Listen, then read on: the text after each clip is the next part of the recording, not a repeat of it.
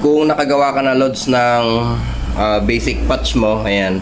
Itong patch kasi na to Lodi ay napaka heavy duty.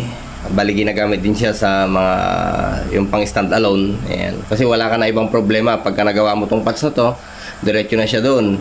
Laro na lang siya ng laro hanggang hindi masira yung mga receiver at transmitter mo. Tsaka itong mga gantong patch kasi mostly ginagamitan ito ng duplexer tsaka cavity filter kasi nga two-way repeater BHF to BHF duplex ibig kong sabihin.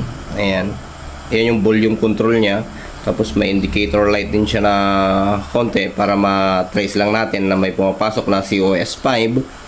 Bali kung halimbawa bowfing yung paggagamitan mo Lodi, eto yan.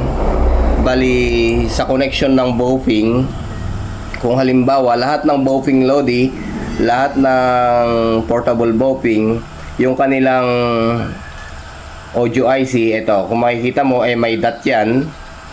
Yan yung dot. Sundan mo lang yung paa. 1, 2, 3. Pangatlong pin ng audio IC mula dito sa dot ay siya yung kanyang COS5. Ayan. Na kumonekta dito sa ating COR.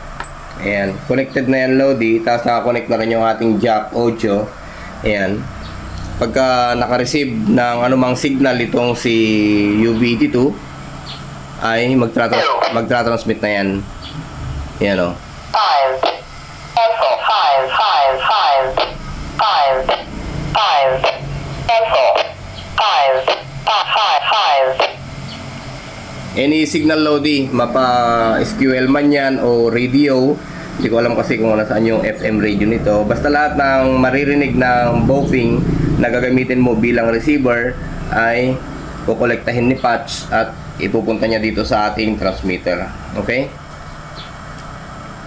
Ganun lamang ka-basic niyan Lodi.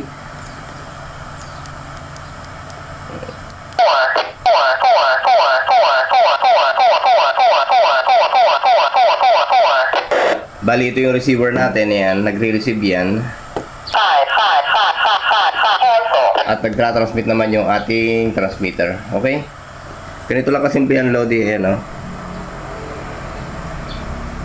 May volume control na rin siya dyan. Ayan. Kinuha lang natin dyan yung COS5, audio, then dumaan sa transistor para sa trigger ng transmitter. Siya na. Okay? Magandang buhay dyan Lods.